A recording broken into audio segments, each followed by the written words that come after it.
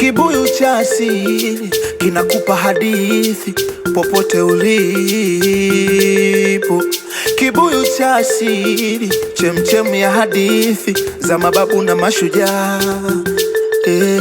Kibuyu, kibuyu, kibuyu cha asili, kibuyu, kibuyu, kibuyu, kibuyu cha asili, kibuyu. Naitwa Leo Focus. Ilikuwa Zambia.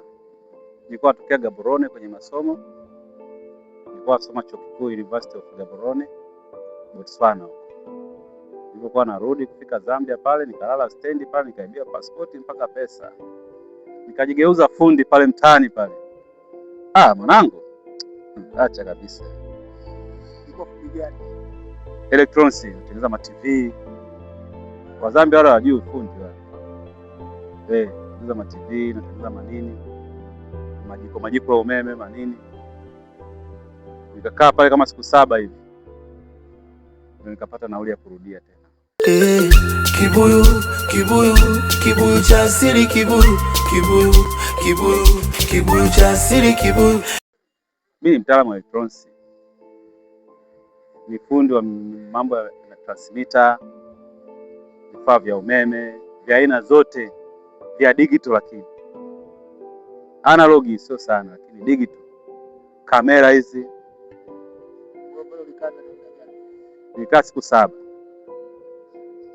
Baada ya siku 7 nikawa nishapata nauli kwenye mji wa Lusaka.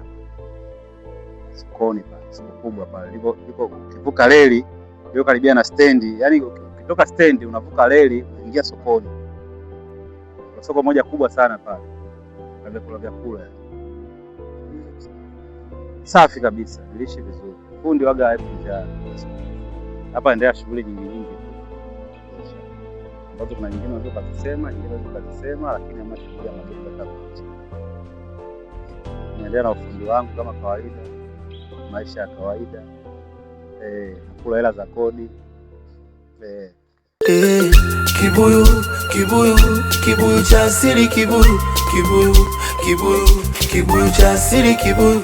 Naambia kwamba apige maombi. Mimi nimpiga maombi. Nikupigia ibada hapa, wewe mwenyewe lazima ndevu zingooke tu zenyewe.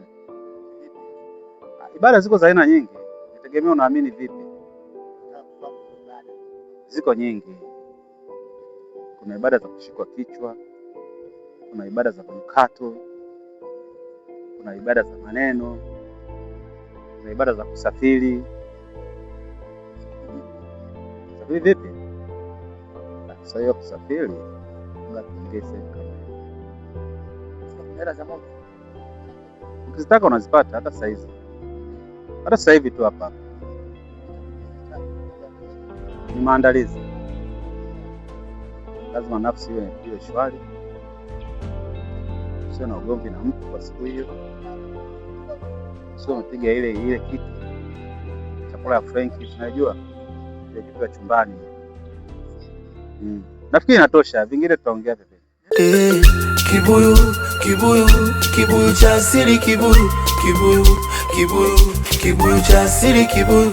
Maisha ni pana sana. Maisha maana yake, maisha ni muunganiko wa herufi maneno 6. M ya kwanza inamaanisha maarifa. M ya pili inamaanisha uwe na akili. Yaani bila maarifa, maarifa, ukiwa na maarifa ni M ile ya kwanza. Maarifa unayapata kwa watu, wanafundisha vitu mbalimbali kwamba ukichukua hiki kuchanganya na hiki kuchanganya na hiki, ukichukua mchuzi ukachanganya na chumvi, kuna flavor fulani inatokea, ndio maarifa.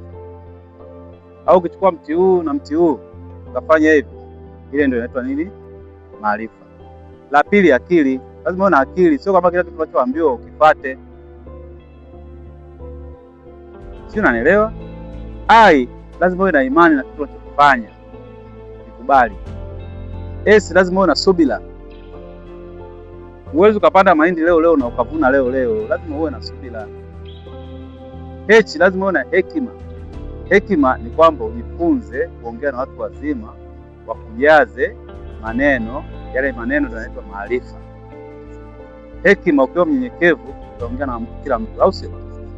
Alafu ile ya mwisho, lazima uwe na amani. Usikuwa na madeni hapo. Ndio maana ukiona mtu anasema maisha magumu ujue hana akili. Yaani huyo sio hana akili. Yaani huyo ni kichaa.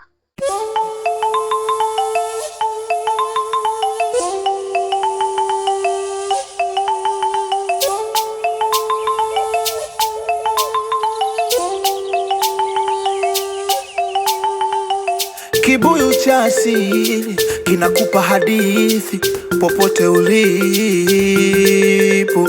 Kibuyu cha asili, chemchem ya hadithi za mababu na mashujaa.